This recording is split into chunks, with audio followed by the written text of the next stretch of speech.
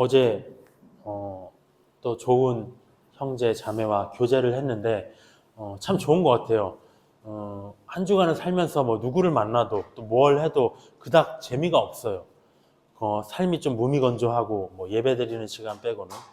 하지만 우리가 이 형제들이 만나고 또 반가운 얼굴들이 그 만나는 그 순간에 그 교제 속에서는 좀 특별한 마음이 생기는 것 같아요. 정말 성령께서 함께 하시는 것인지 마음이 정말 뿌듯해지고요. 그 어느 때보다 알찬 그런 생각이 듭니다. 형제가 연합하여 동거함이 얼마나 아름다운고 이렇게 주님이 말씀하셨는데 형제의 교제가 얼마나 중요한지 다시금 생각해 보게 되는 시간이었습니다. 오늘 누가복음 6장입니다. 누가복음을 준비하면서 느끼는 건 뭐냐면 누가가 이 의사 출신이어서 그런지 모르겠지만 정말 학구적이다라는 생각이 들어요. 마가는 조금 청년이고 어찌 보면 깊은 우리에게 울림을 주는 메시지를 줬다면 이 누가는 철저하게 자기 어떤 감정을 배제하고 이성적으로 기록한 것 같아요. 그래서 공부를 하다 보면 뭔가 책을 보는 것 같아요. 꼭 어떤 공부를 하는 것 같은 느낌이 듭니다. 그래서 졸리기도 하고요. 좀 피곤하기도 하고 한데 이것도 하나님의 말씀이거든요. 마태복음과 마가복음을 너희가 충분히 공부했다면 이 누가복음 정말 이제는 감정을 움직이는 그러한 말씀이 아니라 이성적으로 하나님의 뜻이 무엇인가 너희가 알 때가 되지 않았느냐? 라고 메시지를 주시는 것 같습니다. 누가복음 6장에서 하나님의 뜻을 우리가 살펴보도록 하겠습니다. 누가복음 6장 49절을 함께 읽겠습니다. 누가복음 6장 49절입니다. 함께 읽겠습니다. 듣고 행하지 아니하는 자는 주축 없이 흙 위에 집 지은 사람과 같으니 탕류가 부딪힘에 집이 곧 무너져 파괴됨이 심하니라 하시니라. 우리가 집을 지으면서 파괴됨을 바라지 않죠. 그 집이 오래가고 정말 건강하게 유지되기를 바랍니다. 하지만 어떤 듣고 행하지 아니하는 자의 그 믿음의 집은 흙 위에 지은 것과 같이 곧 무너져 버린다는 거죠. 행함에 대해서 얘기를 하고 있습니다. 요새 어제도 얘기했지만 TV를 틀면 정치 얘기가 너무 많이 나와요. 저도 직업 특성상 뭐 그 일과 되게 밀접하게 연관되어 있고요. 또 그 일이 흘러가는 게 우리 헌정 역사상 없었던 일이잖아요. 너무 흥미로워요. 재밌어. 드라마보다 재밌어요. 그러면서 나름의 뭐 판단도 하게 되고요. 근데 문제는 뭐냐면 거기에 계속 빠져들다 보면은 뭔가 사고가 잠식이 되는 것 같아요. 그러면서 확실하게 느낀 건 뭐냐면 신앙과 이 정치 세계는 완전히 반대에 있는 것이다. 누군가는 이 사태에 대해서 의를 추구하는 교회가 불의를 묵과해서는 안 된다. 정치의 목소리를 냅니다. 근데 그 자기가 생각하는 의가 다 각자가 달라요. 근데 이 정치의 목소리를 내는 것이 하나님의 뜻인가? 그건 죄송하지만 하나님의 뜻이 아니라는 겁니다. 성경은 교회가, 성도들이 정치를 위해서 할 일은 무엇인가? 오직 하나님이 세우신 권세자들에게 복종하라. 로마서 13장에 나와 있죠. 또 무엇이냐? 권세자들을 위해서 기도하라. 딱 두 가지뿐입니다. 디모데전서에 나온 것처럼. 근데 그 기도해야 되는 게 무슨 이유 때문인가? 그것은 내가 원하는 권세자가 세워지고요. 내가 원하는 대로 그 사람이 내가 원하는 대로 치리를 하기 위해서 그게 아니라는 거죠. 그것은 우리가 고요함과 경건함과 단정함으로 고요하고 평안한 생활을 하기 위함이라고 디모데전서에 기록되어 있습니다. 고요하고 평안한 생활은 뭘 얘기하는 거냐? 고요하고 평안한 신앙생활을 얘기하는 거예요. 그러니까 하나님의 뜻은 뭐냐면 자기 백성들이 세상에 주목하지 마라. 예수님께 주목해라. 이걸 바라시는 거죠. 다른 거 신경 쓰지 마라. 그럼에도 우리는 우리의 주인이신 하나님의 뜻을 저버리고요. 마치 유대교 지도자들처럼 오늘 등장하는 그들처럼 자기 뜻대로 예수님을 믿고자 합니다. 하나님을 따르고자 합니다. 자기 뜻대로. 하나님이 우리에게 요구하시는 의로움의 기준은 오늘 살펴보겠지만 정말 높아요. 너무 거룩해요. 정말 자포자기하고 싶은 심정이에요. 그 하나님의 기준을 보면. 일평생 우리가 그것만을 쫓아가기도 너무 바빠요.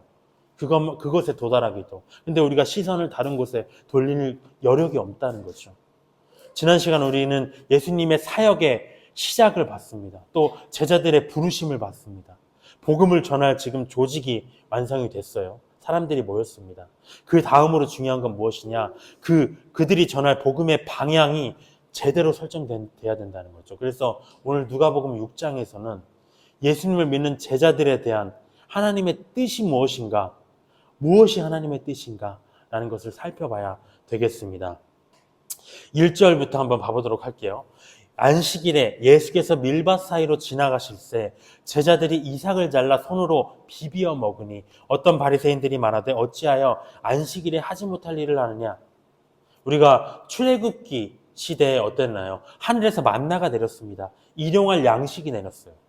근데 안식일 전날에는 어떤 일이 발생했냐면 만나를 2배로 주셨습니다. 왜? 안식일에는 아무 일도 하지 말라, 이러한 율법을 지킬 수 있도록 하기 위해서 하나님이 그렇게 하셨습니다. 여기에는 내가 애쓸 일이 없었어요. 아무런 다툼의 여지가 없습니다. 근데 예수님의 시대, 우리의 시대, 이건 만나의 시대는 지금 아니에요. 물론 하나님을 믿는 자가 뭘 마실까, 뭘 먹을까 염려하지 말라, 하나님이 그렇게 채워주시겠지만 기본적으로 내가 애를 써서 일을 하면서 생활을 해나가야 된다는 거죠. 근데 그렇기 때문에 안식일에 먹고 살기 위해서 내가 일을 해도 되는가? 주일에 일을 해도 되는가? 이런 논쟁의 여지가 지금 발생하는 겁니다. 우리가 유대교 지도자들이 지금 율법에 대해서 얘기하고 있어요. 안식일에 왜 너희가 먹을 걸 먹느냐, 따서 먹느냐? 영혼 없이 지키기를 바래요, 그들은. 그냥 지켜. 기록돼 있으니까 문자 그대로. 거기에만 열중했습니다. 근데 복음이라는 건 뭐냐면 그 율법이 왜 규정되었나? 그렇게 규정하신 하나님의 뜻이 무언가, 그걸 알기를 바란다는 거죠. 그걸 알아야만 제대로 지킬 수 있다는 겁니다. 의미와 의도까지 깊이 생각해야. 그래서 예수님은 복음서에서 유대교 지도자들을 향해서, 특별히 마태복음에서 너희들이 그 율법의 진정한 의미를 모르고 있다. 하나님의 의도를 제대로 알지 못하기 때문에 헛되이 경배하고 있다. 계속해서 그런 책망을 하신 겁니다. 이 오늘의 대표적인 주제가 뭐냐면 안식일이에요. 논쟁의 여지. 안식일이 무엇입니까? 하나님이 천지 만물을 6일 동안 창조하신 후에 7일째에 안식하신 것을 기념하는 날이다. 이렇게 기록되어 있습니다. 그러면 우리가 의문이 들죠? 우리가 많은 생각을 합니다. 우리가 이 안식일을 지키는 것, 주일을 지키는 것이 누구를 위한 것일까? 은혜자매님, 누구를 위한 것입니까? 이 주일을 지키는 것. 우리를 위한. 근데 사람들은 우리가 잘 생각해 볼까요? 왜 우리를 위한 것인가? 하나님은 육신이 아니시다는 거죠. 피곤하지도 지치지도 않으신 분이에요. 근데 그분이 6일간 창조하셨다고 너무 피곤해서 7일날 쉬셨기 때문에 우리가 그것을 기념한다? 말이 안 된다는 겁니다. 성경은 그 안식의 날, 지금 우리에게 주일이죠. 주일은 우리를 위한 것이라고 계속 강조해요. 출애굽기 35장 2절에 엿새 동안은 일하고 7째 날은 너희를 위한 거룩한 날이다. 이렇게 얘기했습니다. 또 마가복음 2장 27절에는 또 이르시되 안식일이 사람을 위하여 있는 것이지 사람이 안식일을 위해 있는 게 아니다. 이렇게 얘기하셨어요. 이 말씀을 듣고 우리는 충격에 빠질 수 있습니다. 와, 주님, 제가 그동안 이렇게 한 주간 정말 열심히 일하다가 뼈 빠지게 일하다가 하루 이렇게 쉬는 날 피곤한 몸을 일으켜서 교회에 나오는 것은 다 주님을 위해서 이렇게 한 건데요. 주님의 나라를 위해서 이렇게 한 건데요. 근데 방금 살펴봤듯이 우리가 주일에 교회를 나오든지 안 나오든지 간에 주님이 아쉬울 게 있나요? 주님은 하늘의 보좌에 계신 분입니다. 아쉬울 게 없어요. 지금 우리에게 주일이 있는 건 무엇 때문이냐? 내 영혼육의 생명을 위한 겁니다. 만약 우리가 일주일 내내 하루도 안 쉬고 일만 한다면 어떻게 될까요? 우리의 영혼육은 무너지게 된다는 것. 육신은 과로로 무너지고요. 우리의 마음은 어떻게 될까요? 우울증이 걸리겠죠. 우울해지겠죠. 무엇보다 영이 어떻게 될까요? 하나님과 단절이 되어서 결국에는 사망으로 다 가게 될 운명이라는 거죠. 이렇게 안식일의 의미가 사람을 살리기 위한 것인데 이 안식일을 지켜야 된다 하면서 배고픈 사람이 먹을 것을 먹지 못하게 해서 그가 죽게 한다면 그게 하나님의 뜻이냐? 지금 예수님이 반문하시는 겁니다. 그러면서 예수님이 성경적인 그 예화로 다윗의 얘기를 끌어옵니다. 3절에 보면 예수께서 대답하여 이르시되 다윗이 자기 및 자기와 함께한 자들이 시장할 때에 한 일을 읽지 못하였느냐? 그가 하나님의 전에 들어가서 다만 제사장 외에는 먹어서는 안 되는 진설병을 먹고 함께한 자들에게도 주지 아니하였느냐? 자기를 죽이려는 사울을 피해서 도망갔던 다윗과 그를 따르는 소년들이 있었습니다. 그들이 제사장 아히멜렉에게 가서 우리는 배고파 죽겠습니다. 근데 먹을 것을 좀 주십시오. 그러니까 아히멜렉이 뭐라고 하냐면 하나님께 제사 드린 빵, 그거는 제사장만 먹을 수 있는데 율법에 따라서 그 외에는 사실 다른 사람이 먹으면 죽게 되는데 그것밖에 없다. 그 진설병밖에는 없다. 그렇지만 너희들이 육신이 거룩한 상태면 주겠다. 육신이 거룩한 상태면 주겠다. 이런 건 율법에 나오지 않아요. 이것은 무엇을 알 수 있습니까? 이 아히멜렉은 복음을 깨달은 자였다는 거죠. 구약의 시대에 살고 있는 자지만 복음을 깨달은 제사장이었다는 겁니다. 그러면서 이 진설병을 주니까 다윗과 소년들이 죽지 않았다. 우리가 이 모습을 보면서 재밌는 게 뭐냐면 뭐가 하나 떠오르지 않나요? 우리가 예수님께서 인류 구원을 위해서 십자가에서 흘리신 피, 찢기신 몸을 기념하는 우리가 성찬을 하고 있습니다. 근데 그때 바울은 뭐라고 하냐면 너희가 성찬을 대할 때 육신이 거룩한 상태면 그걸 해라. 이렇게 하시거든요. 뭔가 이 부분과 매칭이 되는 거죠. 너희가 육신이 거룩하기만 하면. 어쨌든 간에 이 다윗의 일화가 주는 복음적 메시지는 뭐냐? 하나님의 뜻은 생명구원이라는 거죠. 아히멜렉에게 찾아온 그 배고픈 자들을 돌려보내서 굶어 죽게 하는 게 하나님의 뜻이 아니라 그 배고픈 자들에게 먹여서 살리는 것이 생명구원이 하나님의 뜻이다. 그래서 하나님의 말씀, 성경과 율법의 모든 계명들은 생명구원이라는 하나님의 뜻 안에서 해석되어야 된다는 겁니다. 처음에 하나님이 율법을 주신 것은 그것을 지키는 자, 행하는 자의 생명구원을 위한 것이었어요. 그 목적을 달성하기 위해서 수단으로 주신 겁니다. 근데 아쉬운 건 뭐냐면 유대교 지도자들 당연하고요. 복음의 시대를 사는 우리조차도 율법이라는 수단을 위해서 생명구원이라는 목적도 무시될 수 있는 것처럼 여길 때가 많다는 거죠. 어떻게? 저도 늘 얘기하는 것 같아요. 늘 믿지 않는 자들을 가족들을 보면서도 저렇게 하면 지옥 갈 수 있는데 생각하는 것 같아요. 생명의 복음을 가지고 정죄를 하면서 사망을 이야기하는 것이 바로 그거라는 거죠. 근데 성경은 뭐라고 하냐면 우리가 이렇게 해야 천국 간다 이렇게 얘기를 원해요. 세례 요한도 예수님도 뭐라고 하시냐면 회개하라 천국이 가까웠다 하셨거든요. 회개하라 지옥이 가까웠다 이렇게 안 하셨어요. 천국. 왜냐? 예수님이 죽으신 것은 사망이 아니라 생명을 위한 것이기 때문에. 그래서 내가 누군가에게 복음을 전하고 싶다면 심판이라는 말은 잠시 접어둬도 됩니다. 결과적으로 이 모든 내용의 결론이 뭐냐면 5절에 인자는 안식일의 주인이다. 이 한마디로 끝난 거예요. 법이 있으면 그 법이 다 모든 것을 통치한다는 거죠. 인자는 안식일의 주인이야. 내가 법이야. 예수님은 율법을 가지고 너희가 주인인 것처럼 너희가 좋을 대로 해석하지 말고 내가 주인이기 때문에 내 뜻대로 해석해야만 된다. 이 뒷부분의 내용들이 다 그 내용입니다. 그래서 우리가 하나님의 뜻을 알아야 된다. 6절에 보면 또 다른 안식일에 예수께서 회당에 들어가서 가르치실 때 거기 오른손 마른 사람이 있는지라. 피가 안 통하니까 마비가 된 사람들이었어요. 서기관과 바리새인들이 예수를 고발할 증거를 찾으려 하여 안식일에 병을 고치시는가 엿보니 예수께서 그들의 생각을 아시고 손 마른 사람에게 이르시되 일어나 한가운데에 서라 하시니 그가 일어나 서거늘 예수께서 그들에게 이르시되 내가 너희에게 묻노니 안식일에 선을 행하는 것과 악을 행하는 것, 생명을 구하는 것과 죽이는 것 어느 것이 옳으냐, 어느 것이 하나님의 뜻이냐, 어느 것이 복음이냐 묻고 있는 겁니다. 무리를 둘러보시고 그 사람들에게 이르되 네 손을 내밀라 하시고 그가 그리하매 그 손이 회복되었습니다. 우리가 저도 마찬가지지만 회사에서 일을 하다 보면 제가 원하는 방식이 있어요. 상사가 요구하는 방식, 오너가 요구하는 방식이 맞지 않아. 충돌하게 됩니다. 근데 나는 내 방식이 더 효율적이고 합리적이야 이렇게 생각할 수 있겠지만 만약 오너가 다른 방식으로 하기 원하면 거기에 따라야 하는 것이 세상의 법칙이잖아요. 하물며 안식일의 주인이신 예수님이 하나님이 우리가 안식일에 행하기를 바라시는 건 뭐냐면 내가 의와 생명 구원을 위해서 왔듯이 자기 백성들도 선을 행하고 생명을 구하는 일에 동참하길 바라셨다는 거죠. 근데 유대교 지도자들은 계속해서 자기들이 안식일의 주인인 척 행세하면서 잘못 적용하고요. 잘못 적용하고 행하고 다른 사람에게 강요하는 것을 넘어서 어떻게 됐냐? 11절과 같이 하나님 왕국의 오너죠. 모든 성경과 안식일의 주인이신 예수님께 분노를 품었다는 거죠. 이게 바로 하나님의 뜻을 모르는 자들의 결말입니다.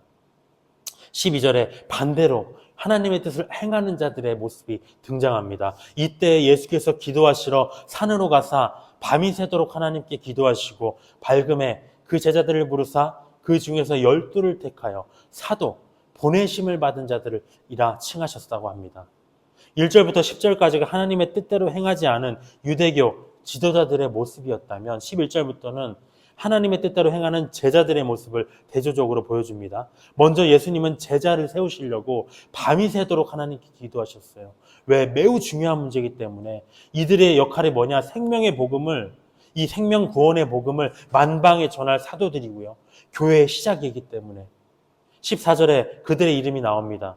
베드로라고 하는 사람이 나와요. 시몬이 등장합니다. 또 그의 동생 안드레가 나옵니다. 어부 출신이에요, 이들은. 또 세베대의 아들이라고 하는 야고보와 요한이 등장합니다. 이들도 어부 출신입니다. 또 빌립과 그가 전도한 바돌로메, 와 보라 해가지고 전도한 자죠. 나다니엘이 있습니다. 그들의 직업은 특별히 나오지 않았어요.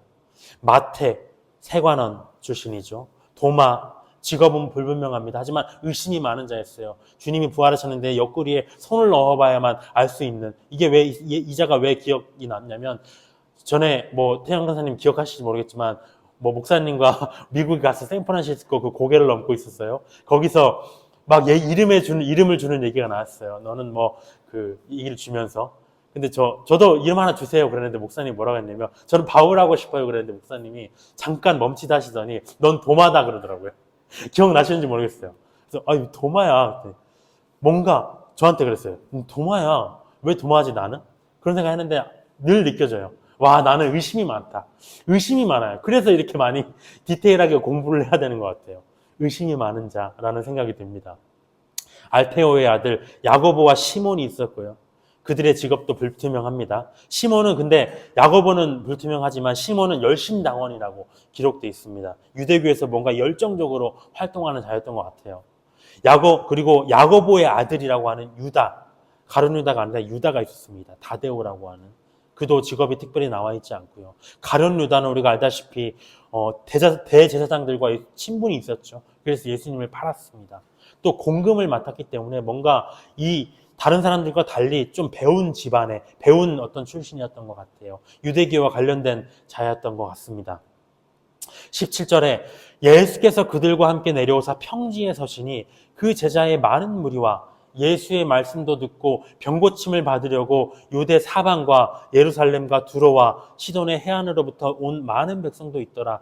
더러운 귀신에게 고난받는 자들도 고침을 받은지라. 온 무리가 예수님을 만지려고 힘쓰니 이는 능력이 예수께로부터 나와서 모든 사람을 낫게 함이러라. 12제자를 세우신 예수님은 하나님의 뜻대로 부르심을 받은 자들에게 복음 사역에 대한 하나님의 뜻을 가르칩니다. 모두 다 하나님의 뜻 안에서 움직여야 돼요. 우리가 근데 이 뒤의 내용을 보다 보면 재밌지만 마태복음에서 하신 산상수훈의 내용과 매우 유사합니다. 근데 오늘 17절에서는 뭐라고 나오냐면 예수님이 이 말씀을 산상이 아니라 평지에서 하셨다고 되어 있거든요. 그러니까 시기적으로 뭔가 다른 설교예요. 돼요. 산상수훈은 아니었던 것 같아요. 20절에 보면 예수께서 눈을 들어 제자들을 보시고 이르시되, 제자들에 대한 말씀입니다. 믿지 않은 자들에 대한 말씀이 아니에요. 너희 가난한 자들은 복이 있나니 하나님의 나라가 너희 것이며, 지금 줄인 자는 복이 있나니 너희가 배부름을 얻을 것이며, 지금 우는 자는 복이 있나니 너희가 웃을 것이며, 인자로 말미암아 사람들이 너희를 미워하고 멀리하고 욕하고 너희 이름을 악하다 하여 버릴 때에는 너희에게 복이 있다. 그날에 기뻐하고 뛰놀라. 하늘에서 너희 상이 큼이라. 그들의 조상들이 선지자들에게 이와 같이 하였느니라. 하나님의 뜻 첫 번째, 오늘 하나님의 뜻 4가지를 살펴볼 건데요. 복음 사역에 관한, 제자들에 관한 하나님의 뜻 첫 번째는 뭐냐? 복음의 제자들의 인생에는 고난이 있다는 겁니다. 고난. 복음의 제자들이 받게 될 복과 화가 있어요. 이 고난을 어떻게 통과하느냐에 따라서 복음의 제자들이 마주할 인생이기도 합니다. 우리가 마주할 인생이에요. 첫 번째 20절, 가난한 자. 가난한 자입니다. 산상수훈에서는 심령이 가난한 자라고 나와요. 아무데도 의지할 곳이 없는 최극빈의 상태에 있는 자라는 것입니다. 그가 받을 복은 뭐냐? 하나님의 나라가 너희 것이다. 이 사람은 뭐냐면 아직 제자가 아니었는데 심령의 가난함으로 인해서 누군가에 의지하고 싶은데 그때 예수님을 믿게 되고 제자가 되기 때문에 최고의 위로인 천국에 가는 하나님의 나라를 상속받는 자가 된다는 겁니다. 제자의 출발이죠.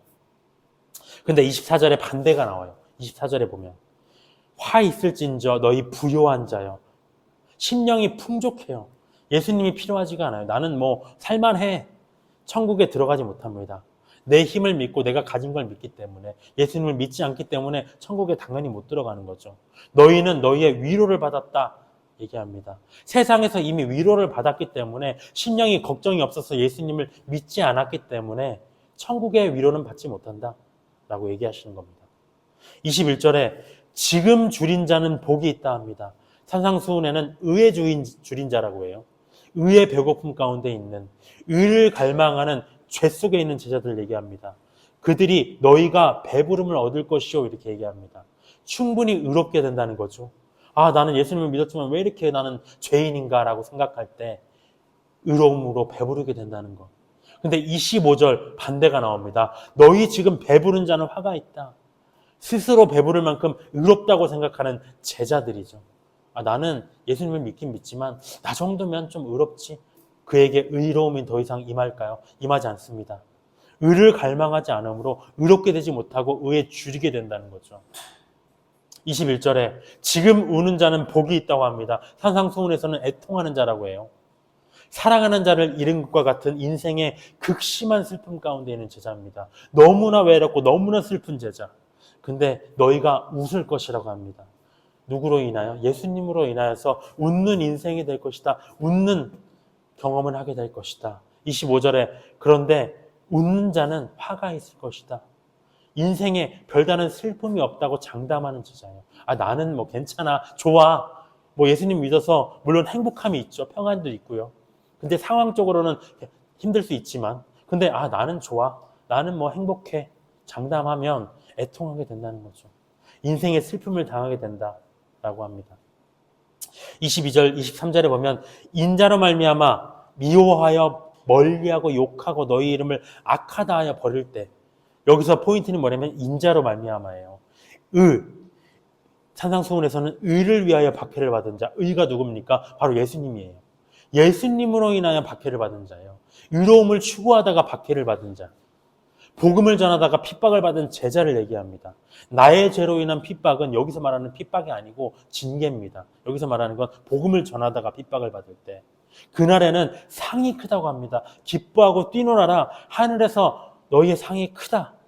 그들의 조상들이 선지자들에게 이와 같이 했다. 유대인들이 그들의 선지자들에게 이와 같이 핍박했죠. 구원받은 것을 넘어서 천국에서 상을 받게 된다는 겁니다. 근데 반대로 26절에 보면 모든 사람이 너를 칭찬하면 화가 있다고 합니다. 세상에 복음을 전하면 반드시 핍박을 받게 돼 있다는 거죠. 근데 왜 핍박이 아니라 칭찬을 받을까요? 복음을 전하지 않았기 때문에. 그런데 문제는 뭐냐면 성경은 그 복음을 전하지 않는 제자를 거짓 선지자라고 26절에 했다는 겁니다. 거짓 크리스천이라고 얘기하는 겁니다. 정말 무서운 말씀이에요. 저에게도 정말 무섭게 다가오는 말씀이었습니다. 네가 복음을 전하지 않아? 그럼 너 거짓 크리스천이야. 얘기하고 있는 겁니다. 이로써 알 수 있는 게 뭐냐? 이 땅에서의 화가 하늘에서 복이고요. 이 땅에서의 복이 하늘의 화라는 겁니다. 하지만 기억해야 됩니다. 현재의 고난은 장차 우리에게 나타날 영광과 비교할 수 없도다. 첫 번째, 근데 뒤이은 27절부터는 그러나로 시작해요. 앞의 내용을 받는 겁니다. 어떤 내용? 제자들이 그렇게 복음을 전하다가 예수님으로 말미암아서 핍박을 받았을 때 어떻게 보여야 될 반응이 있다는 거죠. 반응에 대한 하나님의 뜻이 있다는 겁니다. 픽박을 받을 때. 두 번째 하나님의 뜻, 복음을 전하다가 핍박을 받을 때 제자들은 세상과는 다른 반응을 보여야 된다. 크게 두 가지 반응이 있겠죠. 맞대어 대응하고 보복할 것인가? 아니면 참고 용서하고 사랑할 것인가?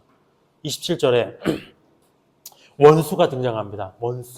원수는 뭐냐면 가장 강력한 복음의 반대자예요. 복음을 거부하는 것을 넘어서 나 복음 안 믿을게 하는 걸 넘어서 복음 전하는 저 사람이 내가 죽기를 바라는 사람이에요. 원수, 철천지 원수. 근데 복음적인 반응, 하나님의 뜻은 무엇인가? 원수에 대해서 우리가 소극적으로 용납할 수는 있어요. 그냥 원수니까 놔두자. 아닌데, 아닙니다. 성경은 뭐라고 하냐면 내가 죽기를 바라는 그 사람을 위해서 도리어 죽어주는 사랑을 해요. 아가페 사랑을 하라고 합니다. 정말 억울하죠. 두 번째, 이 미워함에 대해서 등장합니다. 미워함. 생활 속에서 내가 복음을 전했다는 이유로 나에게 악감을 품고 대한다는 거죠. 이 사람에게 어떻게 해야 되는 게 하나님의 뜻인가? 선대하라고 합니다. 미워하는 자에게 소극적으로 내가 무시할 수는 있어요. 미워하든 말든. 하지만 적극적으로 내가 다가가서 선대를 하라는 거죠. 28절에 보면 저주에 대해서 등장을 합니다. 너 나한테 왜 복음 전에 내가 해를 가할 거야. 내가 잘못되도록 해를 가하는 겁니다. 근데 이 반대로 하나님의 뜻은 축복하라고 합니다. 저주하는 자에 대해서 내가 해를 입어도 그냥 넘어갈 수는 있지만 성경은 적극적으로 나에게 해를 입혔지만 잘 되길 바랍니다. 축복하라고 하는 것. 또 모욕기를 당할 수 있습니다. 말로 욕하고 비난하는 거죠. 그런데 그를 위해서 기도하라고 합니다. 소극적으로 참는 걸 넘어서 적극적으로 그도 구원받기를 위해서 요나와 같이 기도하라고 하는 거죠. 니느웨에게 기도해야 됩니다. 나를 모욕했을 때. 29절 30절에는 뺨을 치는 문제가 나와요. 말이 아닙니다. 이건 유형력의 폭력을 행사하는 거예요. 근데 크리스찬의 반응은 뭐냐? 다른 쪽 뺨도 돌려대라는 거예요. 주님 왜 이런 계명들을 만드셨나요? 하나님의 뜻은 너무 높아요. 소극적으로 내가 한 대는 맞을 수 있어. 한 대를 나 때렸어. 그래 내가 한 대는 맞아주지. 근데 주님의 뜻은 뭐냐면 적극적으로 그냥 계속 맞아주라고 하는 거죠. 더 맞고 더 맞고. 두 번째, 겉옷을 빼앗는 겁니다. 이거는 빼앗기는 거예요. 강제로 빼앗기는 겁니다. 근데 구하고 가져가는 건 뭐냐면 강제성은 아니에요. 주세요. 어쨌든 강제성이든 강제성이 아니든 금전적인 손해를 나한테 주는 거잖아요. 근데 그에게 속옷까지도 거절하지 말고 또 주었으면 달라고 하지 마라. 겉옷을 빼앗고요. 구하고 가져가는 자에게 내가 일회성으로 한번 베풀 수는 있어요. 그래? 한번 주지 뭐. 하지만 성경은 뭐라고 하냐면 너에게 마지막 하나의 소유가 있느냐? 다 줘라. 라고 합니다. 31절에 대접받지 못하는 것. 저 복음 전하는 미련한 자들 정당하게 대우받지 못해요. 크리스천들 늘 손해보고요. 그래야 돼요. 근데 우리는 어떻게 하라고 하냐면 대접하라고 합니다. 나 대접 안 해줘도 그냥 내가 그 대우를 바라지 않을 수는 있지만 성경은 내가 받고 싶었던 그 대우를 그에게 해주라고 합니다. 해줘라. 네가 받지 못했을지라도. 참 이 내용들을 보면 주님 제가 왜 그래야 되나요? 라는 생각이 들어요. 저에게 믿음을 더하소서 이런 말이 절로 나옵니다. 근데 32절부터는 이와 같이 제자들이 핍박을 받을 때 억울함에도 불구하고 세상에 대해서 이렇게 바보같이 반응해야 되는 이유가 뭔지에 대해서 나옵니다. 32절에 보면 너희가 만일 너희를 사랑하는 자만을 사랑하면 칭찬받을 것이 무엇이냐? 죄인들. 예수님을 믿지 않아서 아직 죄사함을 받지 않은 세상 사람들도 자기를 사랑하는 자는 사랑한다. 33절에 만일 너희를 선대하는 자만을 선대하면 칭찬받을 게 있느냐? 죄인들도 이렇게 한다. 너희가 받기를 바라고 사람들에게 꾸어주면 칭찬받을 게 뭐가 있느냐? 죄인들도 그만큼 받고자 하여 죄인들에게 꾸어준다. 오직 너희는 원수를 사랑하고 선대하며 아무것도 바라지 말고 꾸어주라. 그리하면 너희 상이 클 것이요 또 지극히 높으신 이의 아들이 되리니 이렇게 하지 않으면 아직 지극히 높으신 이의 아들이 안 됐다는 겁니다. 그는 은혜를 모르는 자와 악한 자에게도 인자하시다. 너희 아버지의 자비로우심 같이 너희도 자비로운 자가 되라. 제자들이 핍박을 받을 때 억울함에도 불구하고 그렇게 반응해야 되는 첫 번째 이유가 뭐냐면 우리는 세상에 속한 죄인들이 아니라 예수에 속한 사람들이기 때문에 세상에서 법 없이 살아가는 죄인들도 기본적인 의로움은 가지고 있어요. 어찌 보면 크리스천들보다 나을 때도 많아요. 저 사람 예수 믿지 않는데도 이름 없는 기부천사들 알잖아요. 자기가 평생을 폐지를 모아서 자기가 가진 소유를 다 몇십억씩 바치는 사람들. 예수님의 피로 죄사함을 받고 지극히 높으신 이의 하나님의 아들이 된 너희 제자들은 그들의 의로움보다는 좀 더 나아야 되지 않겠느냐? 라고 하십니다. 두 번째 이유 무엇이냐? 우리가 아직 죄인 되었을 때 하나님의 인자와 자비를 먼저 받은 자들이기 때문이라는 거죠. 세상 사람들 죄인들의 특징은 뭐냐면 35절과 같이 자기를 창조하신 선하신 하나님의 은혜 몰라요. 하나님과 다른 사람들 앞에 악을 행하기를 주저하지 않아요. 근데 하나님은 그들에게도 인자와 자비를 베푸신다는 거죠. 근데 우리도 예수님을 믿기 전에는 혹은 예수님을 믿은 지금 또 여전히 그와 같은 인자와 자비를 받았고요. 또 받고 있는 자기 때문에 너희는 그렇게 해야 된다. 마지막 세 번째는 무엇이냐? 세 번째는 없네요. 여기까지입니다.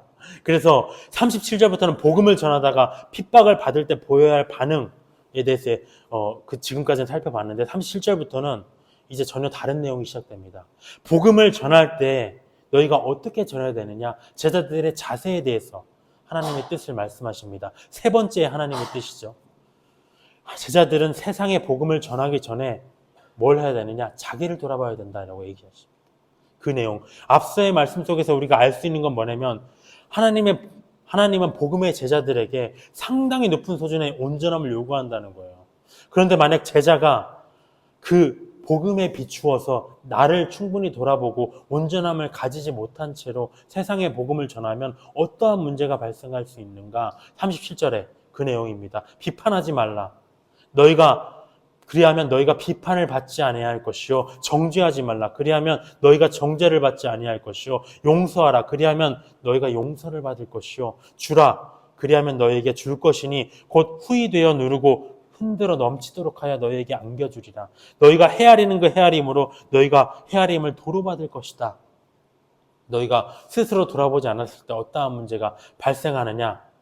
자기를 먼저 돌아보지 못한 제자의 첫 번째 문제가 뭐냐면 복음을 전한 제자가 도리어 비판을 받는다는 거죠. 너희가 비판을 받을 것이고 정죄를 받을 것이고 용서 못 받을 것이다.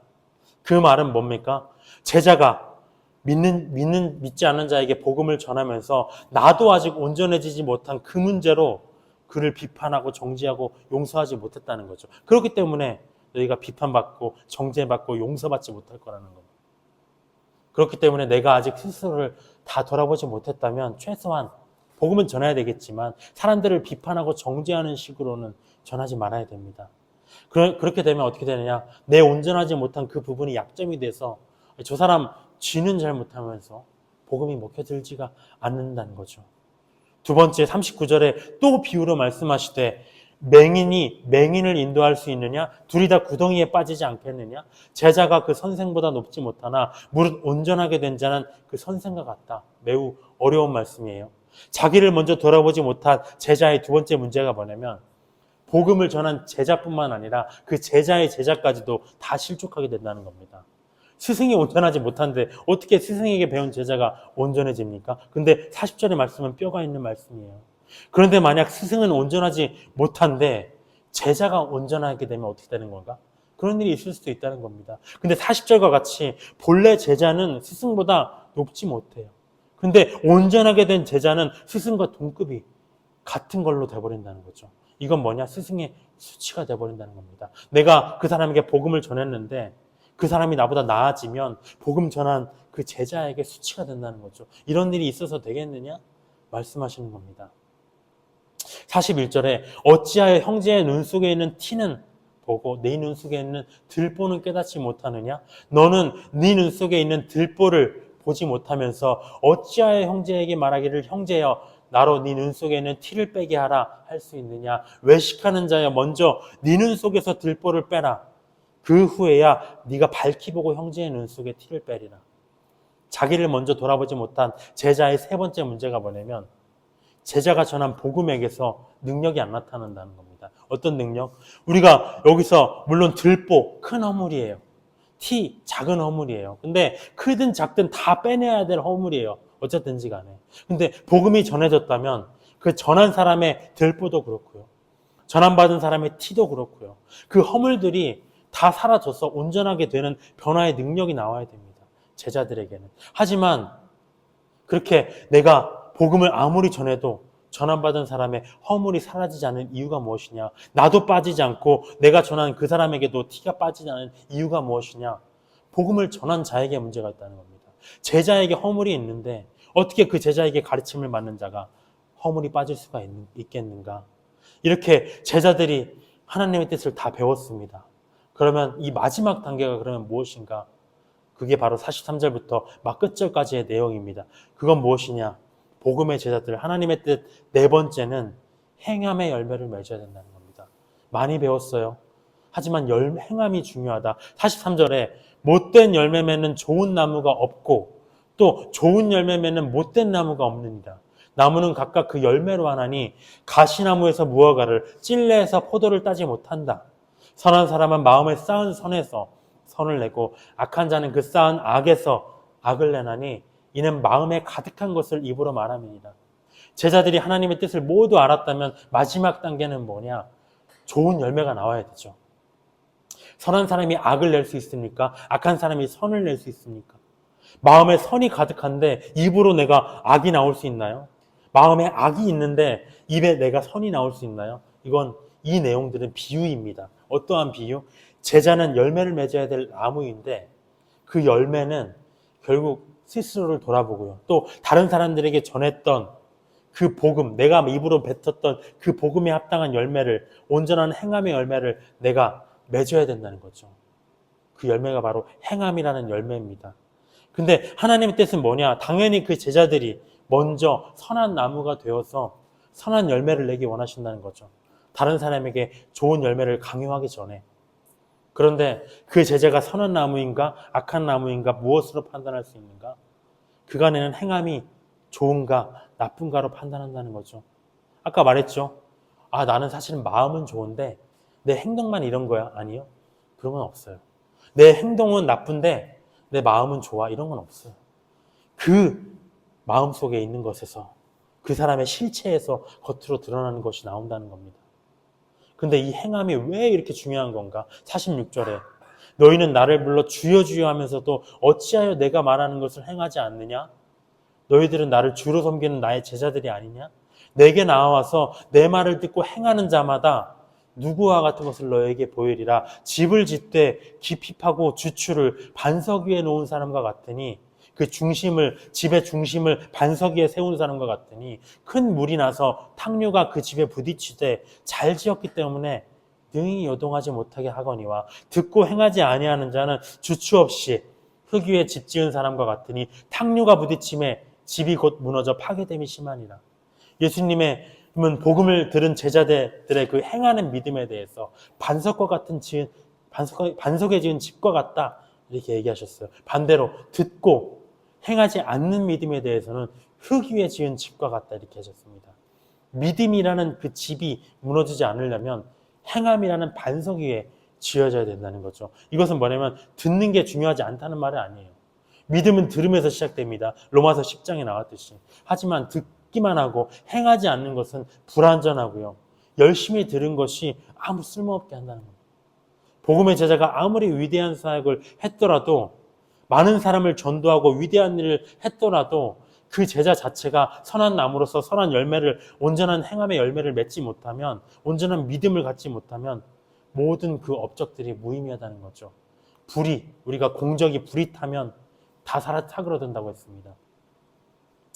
오늘의 내용들 6장의 주제는 행하라 라고 볼 수가 있겠어요. 근데 이번 주 말씀을 준비하면서 참 든 소감은 뭐냐면 어떡하지? 이 내용을 보기가 싫어요. 무력하게 되더라고요. 그냥. 왜냐하면 정말 우리가 많이 듣고 많이 공부했잖아요. 근데 왜 나는 아직도 부족하지? 뭔가 가벼운 바람만 불면 흙 위에 지은 집처럼 믿음이 그냥 다 무너져 버려서 파괴됨이 심한 이 신앙의 원인은 뭔가? 행함에 있다는 거죠. 작은 것 하나도 행하지 못하는 이 행함의 문제. 그래서 나는 지금도 이 행함을 갖지 못하는 죄인인데 내가 이 하나님의 뜻, 원수 사랑, 아까 봤지만 전도자의 그 핍박과 고난들, 이 모든 하나님의 뜻을 이룰 수 있을까? 무섭습니다. 두렵습니다. 뒷산도 우리가 모르는데 에베레스트를 어떻게 올라요? 못 오르는데.